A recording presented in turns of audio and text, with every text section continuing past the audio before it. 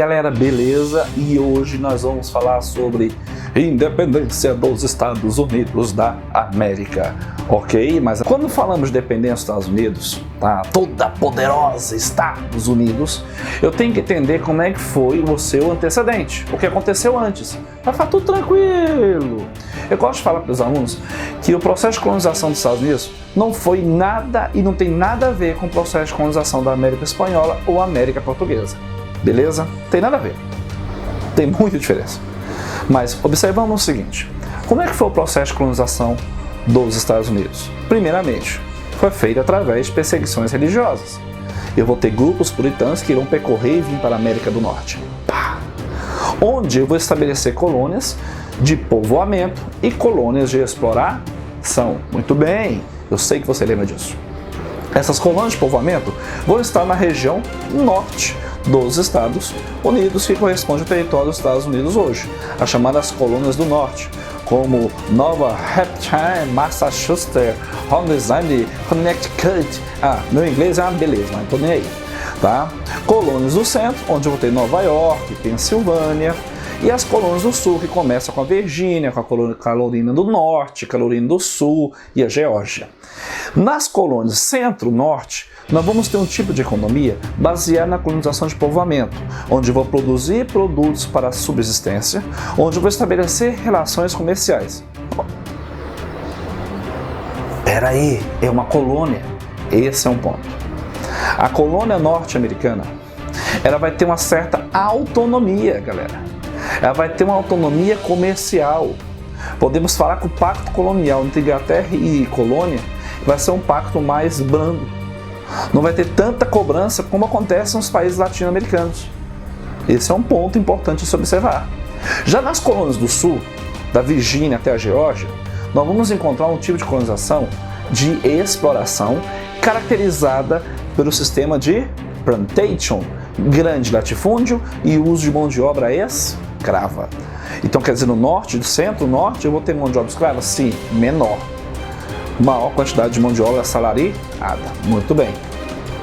Contudo, podemos falar que essa autonomia da colônia vai se caracterizar o que nós chamamos de comércio triangular, onde a colônia podia comprar das Antilhas, vender para as Antilhas pescados cereais, em troca de melaço, tá? Onde as 13 colônias poderiam vender rum para Luanda, na África, em troca conseguiria escravos que eram levados para as Antilhas, e lá levando melaço, ou seja, eu tenho uma relação comercial, tá? Que nós chamamos de comércio triangular, ok? Então você vai perceber que essas colônias vai ter sempre uma autonomia, e quem vai morar na colônia, é claro, vai sentir sempre o gostinho dessa autonomia política, dessa independência. Só que aí podemos falar então que na colônia do norte eu tinha uma colônia de povoamento, onde era marcada pela formação dos minifúndios, onde eu tinha trabalho livre, policultura, mercado interno, desenvolvimento da manufatura, autogoverno. Já na colônia de exploração ao sul das 13 colônias, eu tinha o latifúndio, trabalho escravo, estabelecimento da monocultura, mercado externo e importação de manufaturas. Essa monocultura, então, também baseada no algodão. Tem vários filmes mostrando esse processo de exploração na região sul dos Estados Unidos. Só que aí ocorre um fenômeno, tá? Vai ocorrer o quê? Vai ocorrer um conflito da metrópole com outra potência metropolitana. Então eu vou ter um conflito chamado de Guerra dos 7 Anos, entre Inglaterra e França, na região que corresponde ao norte das 13 colônias, a região do Canadá. Se eu vou ter guerra, analisa contigo. Se eu vou ter guerra, eu vou ter despesa. Se eu vou ter despesa, eu vou ter que recuperar o que eu gastei.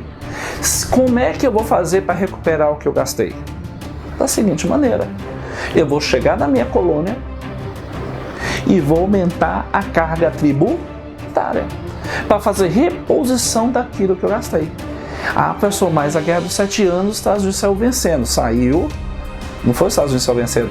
Foi os Estados Unidos saiu vencendo? Trouxa. A Inglaterra saiu vencendo. Tô ficando pneuzinho.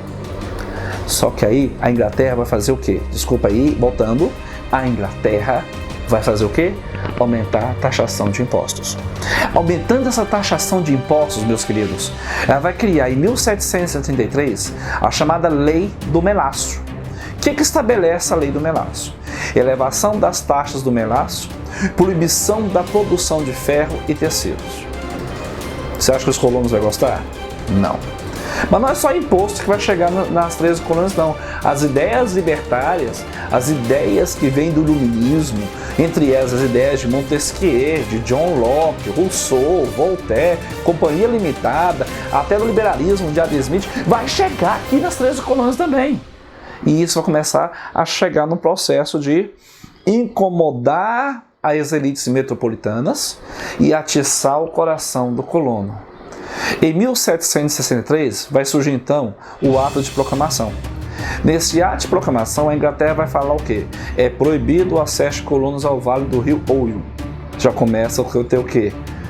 Cobranças de impostos e proibições. Já com isso, nesse mesmo ano, é criada a Lei do Açúcar, onde vai proibir a importação de rum e demais produtos. Acabei de falar que tinha relação comercial, o comércio triangular. E a Inglaterra vem e faz o quê? Vocês não vão ter mais relações econômicas, acabou, vamos estabelecer um pacto colonial. Tá. Para piorar, a Inglaterra vai criar mais lei. Em 1765, a chamada Lei do Selo, que é uma cobrança de taxas sobre documentos comerciais, jornais e livros. Então tudo tem que ter o selo e é cobrado. Posteriormente, em 65 também, vai ser criada a Lei do Aquartelamento, obrigação que o colono tem de conceder abrigo e alimento às tropas inglesas. Eu não tenho comida nem para mim, como é que eu vou dar comida para soldado? E em 1773 vem a chamada Lei do Chá. E essa Lei do Chá vai estabelecer o quê? O monopólio do comércio do chá aos comerciantes da Companhia das Índias Orientais. A situação do colono americano começa a ficar o quê? Péssima. Tá? E para fechar a situação, cria-se mais uma política restritiva, as chamadas Leis Intoleráveis. E essas leis intoleráveis foram estabelecidas em 1774. O que estabelece as leis intoleráveis? Estabelece a seguinte coisa: interdição do porto de Boston, pagamento de perdas, ocupação da cidade por tropas inglesas. Tudo isso porque colonos irão invadir e destruir cargas de chá na chamada Festa do Chá do porto de Boston. E aí a metrópole vai impor o seu poder, vai falar: quem manda aqui sou eu, vai fazer do jeito que eu quero. Galera, isso tudo é mostrado em alguns filmes.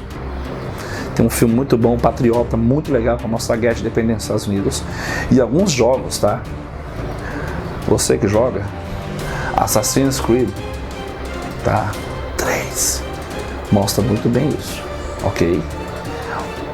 Com isso, os colonos começam a se organizar e já começa o processo de quê? De independência das 13 colônias. Quando eles criam a chamada Declaração dos Direitos.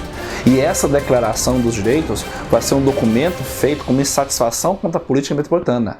E logo em seguida, o que eles fazem? Reunidos novamente, a Declaração de Independência, que tinha como caráter emancipacionista nascimento daquele que nós chamamos de Estados Unidos da América. Só que aí você acha que a Inglaterra vai aceitar? Não. A Inglaterra vai falar que vai declarar guerra. Começa então a Guerra de Independência. E nessa Guerra de Independência vou ter destaques, né, como George Washington. Muito fera. Só que aí, gente, as 13 colônias vão se unir para lutar contra a metrópole. No início, podemos falar que desse monte de briga, isso e aquilo, eles vão sair e começar a derrotar. Só que a Inglaterra esqueceu que ela tem inimigos, né? E desses inimigos que ela foi constituindo durante tempos de império. Espanha, França e Holanda irão mandar tropas para auxiliar os colonos para poder o quê? Ajudar no processo de independência. Professor, mas por que eles fazem isso? O inimigo do meu inimigo é meu amigo. Nada mais nada menos que ver a Inglaterra se dar mal, né? Então, quando eles mandam as tropas, a coisa começa a virar, as estratégias militares vão começar a funcionar e os colonos conseguem então se tornar independentes em relação à Inglaterra, dando início ao que nós chamamos de Estados Unidos da América, ou República Federativa dos Estados Unidos da América, tá? Onde eu vou ter a assinatura e a criação, assim que acaba o processo de guerra e a declaração de independência, a assinatura da Carta Magna, a Constituição norte-americana. Em 1778 vai ser assinado o Tratado de Versalhes, esse é outro, tá? Esse tratado fica conhecido como a independência dos Estados Unidos. Em 1787 é promulgada então a primeira Constituição norte-americana, onde vai determinar um regime republicano presidencialista com divisão de poderes, completamente com características iluministas. Vai estabelecer um legislativo para todos os estados que compõem a União. E é claro, o voto censitário, mas a manutenção da escravidão, de acordo com o interesse de cada um dos estados. Ok? É claro que essa Constituição norte-americana vai falar que os negros vão continuar sendo escravizados. Então, para eles, uma boa parte deles, a independência vai servir para nada.